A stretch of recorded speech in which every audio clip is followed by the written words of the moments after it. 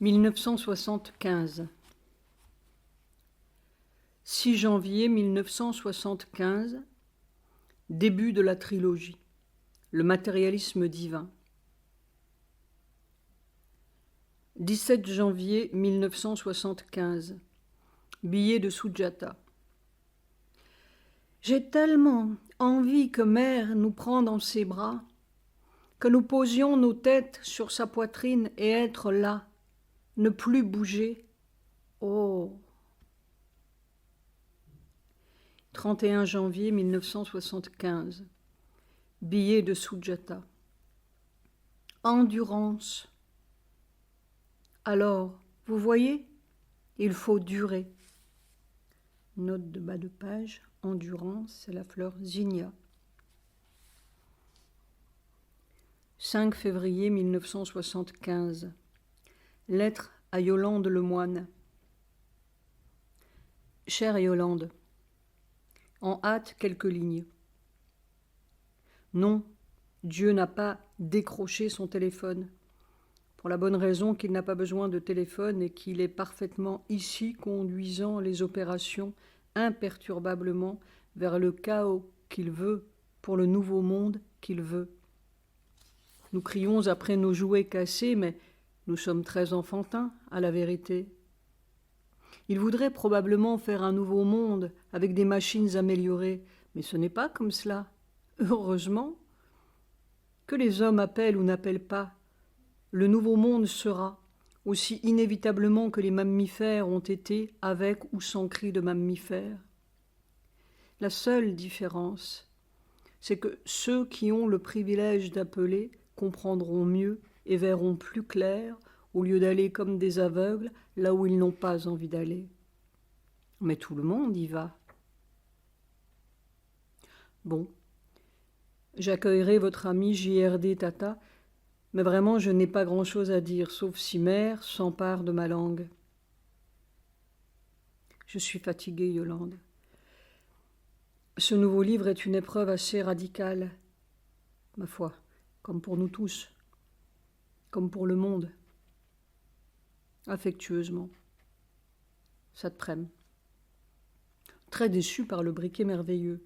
Moi qui croyais en avoir pour toute la vie, une sorte de brahman électronique, il faut le recharger.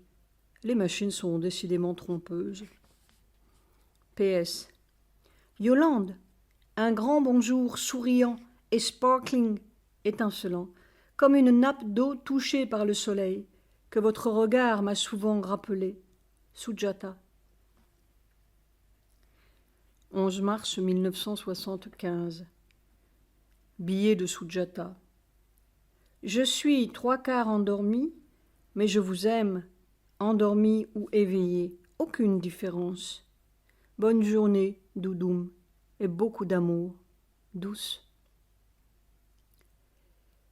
13 mars 1975. Billet de Sujata.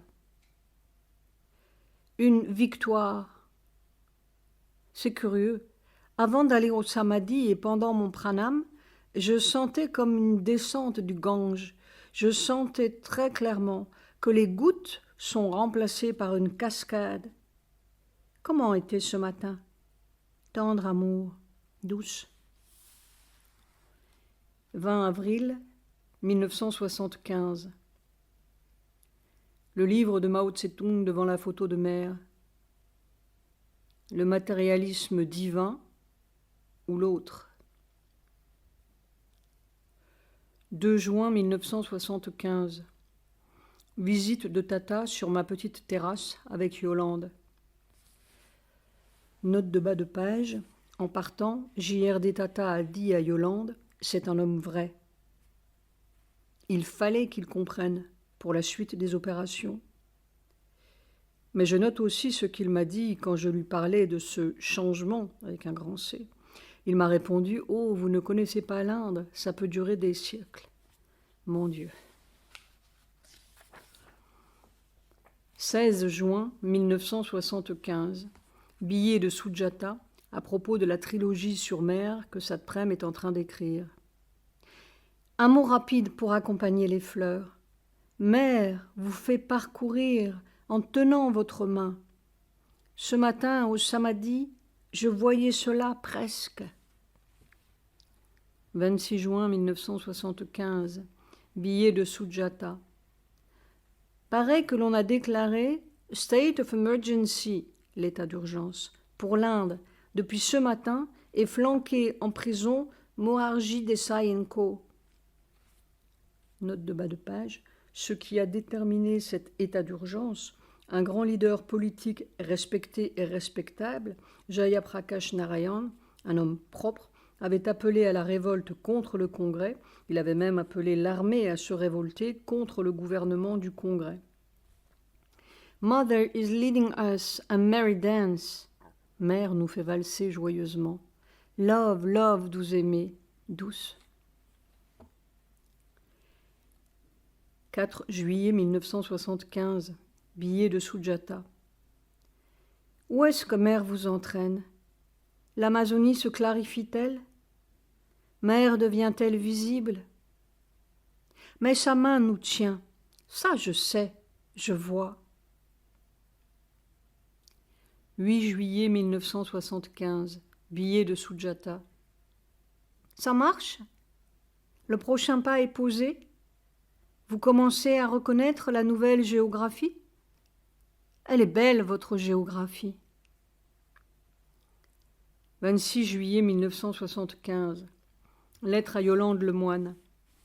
Notons que lors de la visite de Tata le 2 juin, donc avant l'état d'urgence du 26 juin, je lui avais suggéré d'aller rencontrer Indira Gandhi, ce qu'il a fait. Il m'a dit peu après qu'Indira était pleine de peur et n'arrêtait pas de parler des menaces sur sa vie et du danger. Elle pensait que l'on allait la tuer. Chère Yolande, je ne suis pas un devin. Je ne suis pas un voyant, entre guillemets. J'ai une certaine perception globale du mouvement du monde et parfois des êtres au sein de ce mouvement. Votre ami JRD Tata est l'un de ceux-là. Il me semble qu'il y a une lumière ou une force avec lui d'une qualité particulière qui appartient à ce mouvement, tout naturellement. Maintenant, où va-t-il, ce mouvement? Là aussi, j'ai une perception globale de ce que l'on pourrait appeler le grand plan du monde, parce que Sri Aurobindo et Mère me l'ont appris. Je sais où ça va. Dans une certaine mesure, je perçois les événements qui vont dans le sens ou non, qui sont symptomatiques ou épisodiques. Et je sais que tout, dans le moindre détail, va vers ce but. Un nouveau monde, infiniment plus radical que tout ce que nous pouvons imaginer, et plus beau et vrai. L'Inde a son rôle très particulier à jouer dans ce grand plan, un rôle symptomatique du tout et de tout le reste du monde. L'Inde, disait Mère, est devenue la représentation symbolique de toutes les difficultés de l'humanité moderne. L'Inde sera le lieu de la résurrection à une vie plus haute et plus vraie. C'est dans l'Inde que sera la guérison. Fin de la citation. C'est-à-dire que le mouvement de transformation de l'Inde est le signe et le symbole du mouvement de transformation du monde. Mais c'est aussi le symbole de toutes les difficultés à résoudre. L'Inde est devenue une énorme façade, mensongère, avec des millions et des millions de fonctionnaires comme une pieuvre qui paralyse le pays. Ces millions-là sont des électeurs. Ils ne produisent rien, ils ruinent le pays, lentement et sûrement, et personne ne veut se priver des électeurs. Cet énorme mensonge doit s'écrouler, et l'écroulement de ce mensonge sera le signe précurseur du changement du reste du monde. Quand on demandait à Sri Aurobindo où va l'Inde, il répondait « India is going towards European socialism, which is dangerous for her, while we were trying to evolve the genius of the race along Indian lines. » Note de bas de page, traduction. L'Inde se meut vers le socialisme européen, qui est dangereux pour elle, tandis que notre volonté, pendant le mouvement révolutionnaire au début du siècle, était de faire évoluer le génie de la race suivant des lignes indiennes. Et quand on lui demandait si l'Inde serait libre et indépendante, il répondait « That is all settled. It is a question of working out only. The question is, what is India going to do with her independence? Bolshevism? Gondaraj? Banditisme? Things look ominous. Note de bas de page, traduction. Cela est déjà tout décidé. Il reste seulement à élaborer la chose. La question, c'est de savoir ce que l'Inde va faire avec son indépendance. Du bolchevisme? Un Gundara? Banditisme? Les choses ne présagent rien de bon. C'était en 1935. Il voyait loin. Indira Gandhi poursuit simplement et achève l'œuvre entre guillemets de son père, Nehru. Probablement fallait-il qu'elle amène l'Inde à ce point d'impuissance et de stérilité si totale que le pays sera obligé de basculer dans autre chose. Cette autre chose, justement, que Sri Aurobindo et Mère ont travaillé à implanter dans la conscience de la Terre. Il y aura donc un écroulement, pas seulement dans l'Inde, mais partout, pour que la nouvelle chose, le nouvel ordre de vérité puisse s'installer sur la Terre. Le monde entier est conduit vers ce point de rupture ou de bascule. Comment se produira cet écroulement? Quand? Je ne sais pas, je ne suis pas devin. Quand votre ami est venu me voir sur la petite terrasse, j'ai dit spontanément 2 ans. Par quelle voie le divin arrivera-t-il à ses fins? Je n'en sais rien. Mais je sais que tout y conduit inéluctablement. C'est un formidable pouvoir qui est là. C'est celui-là même qui est en train de secouer tous les pays, toutes les consciences, toutes les structures. C'est un irrésistible pouvoir qui monte du fond de la matière et qui organise ou réorganise toute la matière en catimini. Et pas trop, parce que ça commence à devenir très visible, et ce le sera de plus en plus. Donc, je ne peux pas dire si ce sera l'écroulement de telle ou telle politique. En fait, ce sera l'écroulement de tout ce qui résiste au mouvement. Et la politique est le plus vilain des mensonges. Ma seule crainte pour l'Inde, c'est sa torpeur, ce qu'on appelle ici le tamas. Il lui faut des coups pour l'obliger à bouger. Dieu veuille lui épargner le sinistre coup des Chinois. Qu'arrivera-t-il à Indira Gandhi? Je n'en sais rien.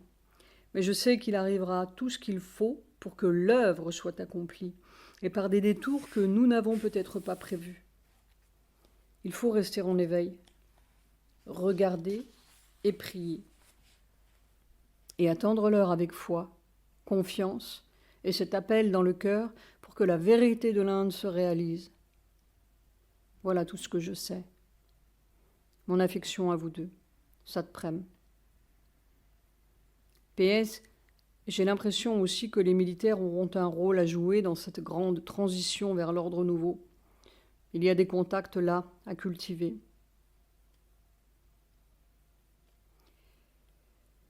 « 6 août 1975. Vision. Le stylo en or qui sort des ruines. J'étais assis seul sur la véranda de mon ancienne maison de Pondichéry.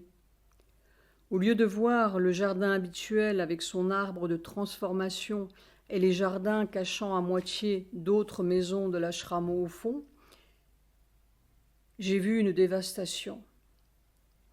Tout était en ruine, comme après un formidable pilonnage.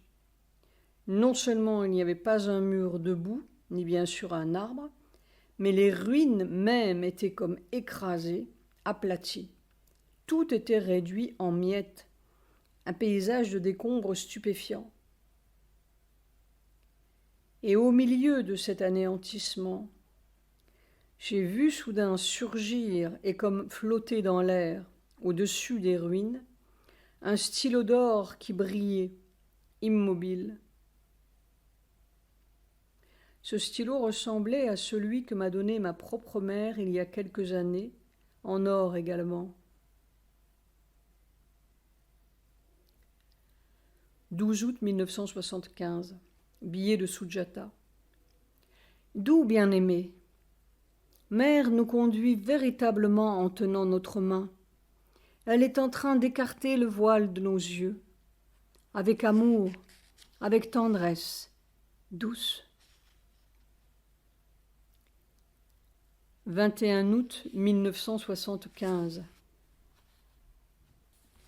La psychanalyse aggrave le mensonge. La maladie est un mensonge. Chaque homme a le pouvoir de dire non au mensonge et de répéter non jusqu'à ce que le mensonge s'en aille. Vous cultivez le manteau de plomb au lieu de cracher dessus. Vous l'acceptez au lieu de cracher dessus. Il faut dire non comme une mule et encore non. Et vouloir au lieu de répéter comme une néfaste magie « je ne peux pas ». Un homme peut dire non. Je ne vois personne, mais je veux bien faire une exception. Quelques minutes dans le silence. J'essaierai de vous montrer ce qui peut vous guérir. Mais après, il ne faudra pas recommencer à rappeler le mensonge. Il faut au contraire vous répéter magiquement « ça n'existe pas » jusqu'à ce que le maléfice soit dissous, et il sera dissous. Cet après-midi. 11 septembre 1975. Billet de Sujata à propos de la trilogie. Oh mon aimé, Mère est là, là, là, avec vous, avec nous. Elle donne ce qu'il faut, j'ai la certitude. Elle est présente et elle fait. Mon doux aimé, Mère nous aime tous les deux. 19 septembre 1975. Billet de Sujata. Je vous vois. Je vois votre visage si triste. Ô mon aimé, doux aimé, ne vous souciez pas. Mère veille sur votre travail, car après tout, c'est son travail. 25 septembre 1975. Billet de Sujata. Comme je vous aime. Je prie, Mère, pour vous, votre œuvre pour elle, et douce Mère nous sourit. Nous sommes à elle, nous le devenons de plus en plus. 10 octobre 1975. Billet de Sujata à propos de la trilogie. Comment ça vient-il? Le mystère s'éclaircit-il? Oh, Doum, comme Mère est là, si proche de nous. Son air nous évente. 17 octobre 1975, billet de Sujata. Si seulement je pouvais amortir davantage de coups adressés à vous, je prie, Mère, et aujourd'hui mon cœur est plein de gratitude. 25 octobre 1975, billet de Sujata, à propos du 18 novembre 73. Nolinida, appelée à 11 heures du soir, c'est à ce moment que la décision a été prise de descendre le corps de Mère. Descendu vers 2h30, matin du 18 novembre 73. 26 octobre 1975. Fin de la trilogie. Le matérialisme divin, l'espèce nouvelle, la mutation de la mort. Note de Satprem sur un bout de papier. J'ai ramassé mes dernières énergies. J'ai écrit ce livre comme on fait un dernier acte avant de quitter son corps, et j'ai trouvé en route quelque chose qui a tout changé. Puissent ceux qui me liront découvrir avec moi ce quelque chose qui change le sens de la vie et de la mort. 27 octobre 1975. Billet de Sujata. Qu'est-ce que Doum fait? Se repose-t-il? Mon cœur est plein de gratitude amère, comme elle nous tient par les mains ou plutôt entre ses bras. Nous sommes ensemble sur la poitrine de mère. Début novembre 1975. Comme je sortais de ma chambre pour faire ma promenade dans les canyons, j'ai rencontré dans le jardin Sir C.P.N. Singh, envoyé par Indira Gandhi pour voir ce qui se passait à l'ashram. C'est le confident d'Indira et son conseiller intime. Comme tout Indien cultivé, il savait que mère avait dû laisser quelqu'un ou quelque chose derrière elle. Il avait vu tous les pontifes de l'ashram et rien. Il m'a regardé longuement, silencieusement, comme moi, puis a pris mes mains. Nous nous sommes reconnus.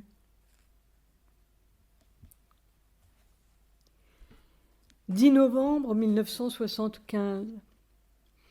Lettre à quelques Auroviliens. J'ai passé ma vie à être en dehors des institutions, entre guillemets, quelles qu'elles soient. Je suis même partie dans la forêt parce que je ne voulais d'aucune loi et d'aucun gouvernement. Ici, j'ai été près de mère. Un point, c'est tout. J'ai toujours vu et senti que les hommes avaient besoin de se laisser gouverner parce qu'ils sont incapables d'avoir eux-mêmes la vision et la connaissance intérieure. Mais c'est le seul gouvernement vrai, le seul que j'accepte. Sinon, les forces changent de masque et tout recommence sous un autre ego. Donc, la situation d'Auroville, quelle qu'elle soit, est un pis-aller en attendant que chacun ait suffisamment perdu son ego pour voir clair et obéir spontanément au rythme de la vérité en perpétuel changement. Nous voulons une race sans ego, a dit Mère. C'est la clé du vrai gouvernement d'Auroville. Voilà ce que dit Sri Aurobindo. Les gouvernements, les sociétés, les rois, la police, les juges, les institutions, les églises, les lois, les coutumes, les armées sont des nécessités temporaires qui nous sont imposées pendant quelques séries de siècles parce que Dieu nous a caché sa face. Quand elle apparaîtra de nouveau devant nous en sa vérité et en sa beauté, alors, dans sa lumière, ces nécessités s'évanouiront. Pensées et aphorismes. En attendant, que les Auroviliens suivent leur conscience la plus haute et les résultats seront exactement proportionnels à leur sincérité et à leur absence d'ego. Ça te prenne. 20 novembre 1975. Lettre à C.P.N. Singh, traduite de l'anglais. Sir, je suis très frappé par la précision claire de votre perception. Vraiment, la force travaille avec tant de grâce. Ce qui se trouve avec moi dans ma chambre, dans cette malle, ce ne sont pas seulement des livres à publier, comme vous l'avez compris. C'est une révolution. C'est un pouvoir. C'est peut-être le déclic puissant d'un grand changement dans le monde. Personne ne peut vraiment mesurer la chose formidable qui est là. C'est le secret de Sri Aurobindo, c'est le secret de Mère, c'est ce qu'ils ont fait. Et chaque mot de ces milliers de pages, plus de 6000 pages ou 13 volumes de ce que Mère m'a dit, contient le pouvoir de leur action. Ce n'est pas seulement un message, ni une explication, c'est une action. Alors, depuis 2 ans, je suis silencieux devant cet héritage. Je viens de terminer 2 tomes qui ouvrent le chemin de leur action. Et je sens que le moment, avec un grand M, est venu. J'ai regardé autour de moi avec l'œil intérieur. Il n'y a personne ici, parmi les soi-disant autorités de notre ashram, en qui je puisse avoir confiance. Le vrai ashram est celui des anonymes qui lavent la vaisselle et graissent les voitures. Ce sont eux qui font que l'ashram vit au lieu de s'écrouler comme il le mériterait. Je n'aurai donc rien à faire avec ces autorités, entre guillemets. Ma perception est que ces publications devraient amener une révolution, ici tout d'abord, avant d'amener la révolution au monde. Alors il faut procéder de façon entièrement nouvelle. Ces livres devraient être publiés, ou plutôt construits, comme on construit un temple. Il devrait être l'occasion pour les vrais éléments de se réunir autour du noyau de vérité avant que le reste ne s'écroule. Pratiquement, il faudrait avancer pas à pas. Le tout premier pas est de comprendre la profondeur, la gravité, la responsabilité de cette révolution. Tout découlera de cette attitude vraie. Il y a ici quelques éléments capables de comprendre et d'aider, mais ils sont sans ressources. Il nous faudra démarrer de rien. La toute première nécessité est une linotype et un bâtiment ici, avec une installation électrique. Avec cela, nous pourrions commencer tout de suite. J'ai vaguement eu l'impression que cette nouvelle imprimerie devrait être située à Auroville, où il y a une certaine ouverture, au pire, mais aussi au meilleur. Elle devrait être entièrement libre de l'Ashram Trust, ou plutôt des trustees. Ça devrait être une chose nouvelle qui réunira spontanément ses propres éléments et prendra son propre élan. Voilà, en bref, les grandes lignes de l'action à lancer. Jusqu'à présent, je n'ai parlé à personne ici de ce travail. J'ai confiance en vous.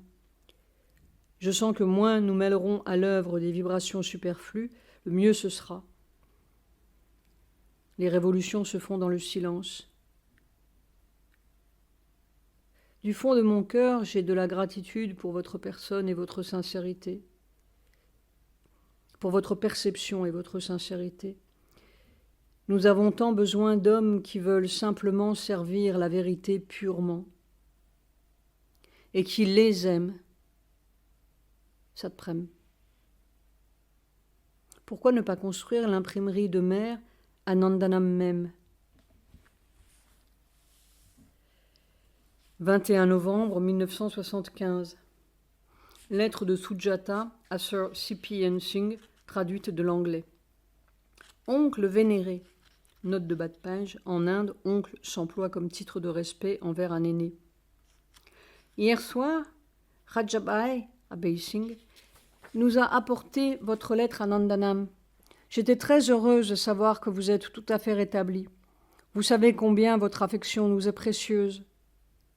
Puis-je ajouter que votre lettre m'a fait chaud au cœur. Il est étonnant de voir combien vous avez réfléchi à l'œuvre de mère. Depuis son retrait en particulier, nous sommes habitués à rencontrer l'indifférence, l'opposition et les mauvaises volontés. Mais votre lettre nous a apporté la preuve concrète de la grâce de mère. Puis-je prendre un peu de votre temps, oncle, pour vous expliquer la situation dans laquelle nous nous trouvons? Notre problème n'est pas personnel, c'est un problème d'impression. Vous en serez peut-être surpris, sachant qu'il y a 3 imprimeries ici. Alors voici. L'Ashram Press. Cela fait plusieurs années qu'il ne s'intéresse plus guère à l'impression des ouvrages de mère et de Sri Aurobindo. La plupart des livres de Sri Aurobindo disponibles sur le marché sont imprimés par All India Press. Les Ganguly dirigent l'Ashram Press. Lorsque nous, c'est-à-dire Satprem, leur avons écrit en janvier 1974 au sujet de la publication des conversations de mère avec Satprem, mère les appelait son agenda, ils nous ont répondu en juillet. Ceci n'est qu'un exemple. Mais tout du long, ils ont été grossiers, même insolents, sans raison apparente que nous sachions. Nous avons continué d'essayer jusqu'en septembre, mais sans succès. Ils ne se soucient même pas d'être polis. En fait, ils ne se soucient de rien, sauf de se faire de l'argent. Nous l'avons compris enfin. Et, connaissant les Ganguly, vous aussi le comprendrez. All India Press, là aussi ils ne pensent qu'à l'argent. Ils pourraient vendre du beurre ou du fromage comme ils vendent les livres de Sri Aurobindo. Pour eux, c'est tout pareil, du moment qu'ils en tirent de l'argent. De plus, l'état des choses est si malpropre que nous ne pouvons pas nous en approcher. Étant donné ce mensonge à leur base, ces 2 imprimeries sont indignes de servir la vérité que les œuvres de Sri Aurobindo et de Mère représentent. Quel que soit le nombre d'années qui nous reste à vivre, puissions-nous nous consacrer à cela. Après tout, d'ici quelques années, la plupart d'entre nous auront disparu de la surface de la terre, et qu'est-ce qui restera? Les œuvres de Sri Aurobindo et de Mère. Ces œuvres ouvriront la porte à une nouvelle terre, une évolution impensable dont l'homme n'a jamais rêvé, et déjà les signes de leur action abondent de par le monde pour ceux qui sont réceptifs. C'est vraiment une évolution accélérée. Oncle, vous joindrez-vous donc à nous? Vous joindrez-vous donc à nous dans cette grande œuvre? Sous votre aile, nous pourrons continuer en paix le travail qui nous a été confié. Accepterez-vous? Ignorons les trustees, ignorons les imprimeries, formons une nouvelle équipe. Vous serez notre trésorier, notre conseiller, notre expert. Abhay Singh pourra s'occuper des machines, et Satprem fournira les matériaux pour les livres à imprimer. Je vous ai remis tout notre problème. Mais votre cœur est si plein d'affection et d'amour qu'il nous est naturel de nous tourner vers notre oncle. Satprem était si touché qu'il s'est tout de suite mis à vous écrire. Au cas où vous trouviez son écriture difficile à lire, je vous joins une copie dactylographiée. Il y explique la vérité intérieure, tandis que je vous ai donné le tableau matériel tel qu'il est. Puis-je ajouter qu'hormis nous quatre, personne ne sait rien de tout cela. Il y aura bien le temps d'informer quand nous serons prêts à passer à l'action.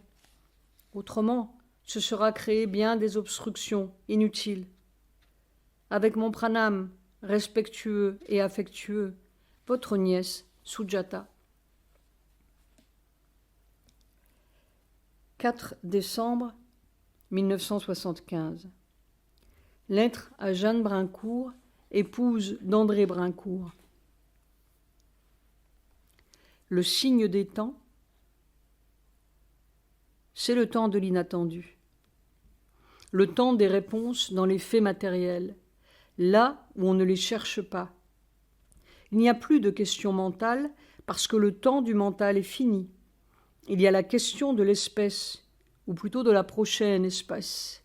Il n'y a plus de métaphysique, Dieu ou pas Dieu, matérialisme ou pas matérialisme. Il y a quelque chose qui est en train de béer sous les pieds et qui dépassera tous les dieux et tous les matérialismes, les oui, les non, les droites, les gauches, toutes les dualités de l'homo sapiens en fin de parcours.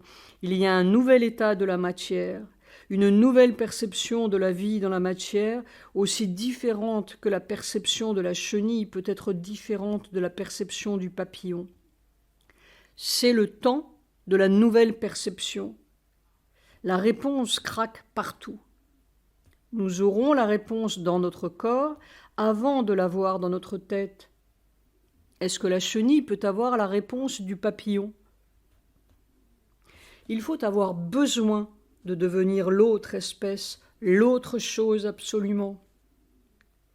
Ce besoin donne toutes les réponses, comme le besoin de survivre donnait des ailes aux reptiles.